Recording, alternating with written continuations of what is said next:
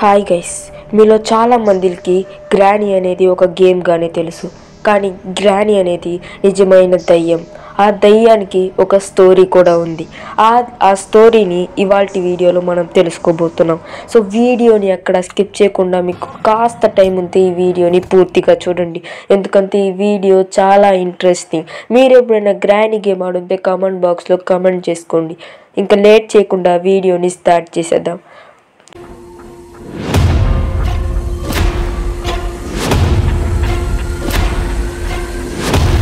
First of all నార్మల్గా granny concept అనేది మీకు తెలిసే ఉంటుంది.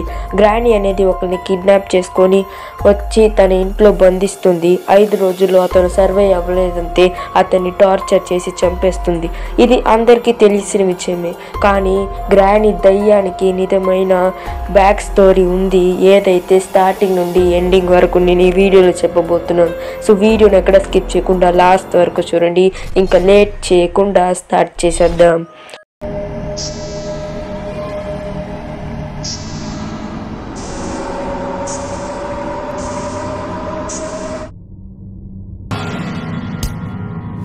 గ్రానీ ఏమో పుట్టిన తర్వాత గ్రానీగా మారిపోలేదు. గ్రానీ కూడా చిన్న వయసులో నుంచి స్టార్ట్ అయింది. సో అక్కడ నుండి ఒక స్టోరీ చెప్తా. గ్రానీకి ఎప్పుడైతే 20 years అవుతుందో అప్పుడు గ్రానీకి పెళ్ళి అవుతుందన్నమాట. అప్పుడు వాళ్ళకి సిటీలో ఉండదు నచ్చలేదు. అందుకే వాళ్ళ తాత కట్టించిన ఊరికైతే వెళ్ళిపోయారు. ఊరు చివర ఒక ఇల్లు అయితే ఉంటుంది. ఆ ఇల్లులో వాళ్ళు దాదాపు 30 సంవత్సరాలు ఉన్నారట. మరియు అదే ఇంట్లో గ్రానీ వాళ్ళ నాన్నగారు కూడా చనిపోవడం జరిగిందంట. గ్యాంగ్స్టర్స్ వచ్చి చంపేశారు.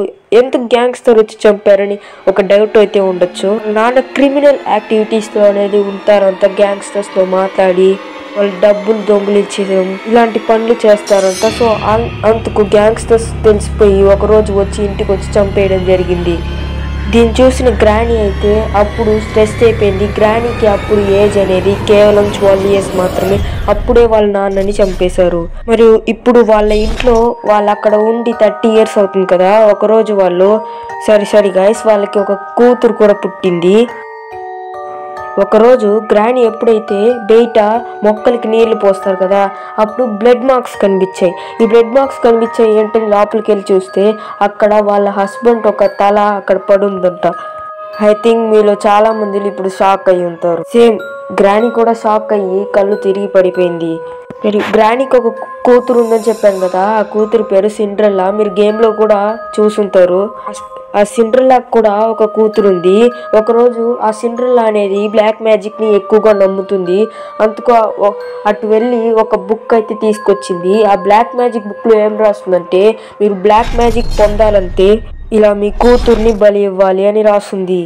సిండ్రెల్లా అదంతా నమ్మేసి వాళ్ళు ఏమీ ఆలోచించకుండా వాళ్ళ కూతుర్ని చంపేసింది.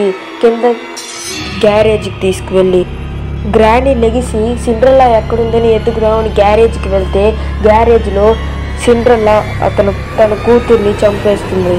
దీన్ని చూసిన గ్రానీకి బాగా కోపం వచ్చేసింది.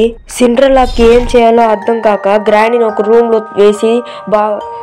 రూమ్లో వేసి తాళం వేసేసింది అనమాట. మళ్ళీ సిండ్రెల్లా వాళ్ళ కూతురు చంపేసిందని చెప్పాను కదా. సిండ్రెల్లా వాళ్ళ కూతురు ఆత్మగా వచ్చి గ్రానీకి ఎటు వెళ్ళాలో దారి చూపిందని చెప్తున్నారు. మరియు అప్పటి నుండి బయటికి వచ్చి అందరినీ చంపేస్తుందని కూడా చెప్తున్నారు. సో మరియు సిండ్రెల్లా ఎక్కడికి వెళ్ళిందంటే బ్లాక్ మ్యాజిక్తో ఎతికి చనిపోయిందని కొంతమంది థియరీగా చెప్తున్నారు. కానీ ఇది ఎంత నిజమో ఎవ్వరికి తెలియదు. ఈ స్టోరీ విన్న గ్రానీ ప్రొడ్యూసర్స్ ఈ గేమ్ని కనిపెట్టారు. ఈ గేమ్ వల్ల గ్రానీ ఎవరు అందరికీ తెలిసింది. కానీ ఈ స్టోరీ గేమ్లో ఎక్కడ రివీల్ చేయరు. మరియు అప్పటి నుండి ఆ ఇంటికి ఎవరైనా వెళ్తే వాళ్ళు 5 రోజుల్లో బయటికి రావాలి, లేకపోతే వాళ్ళని టార్చర్ చేసి చంపుతుంది.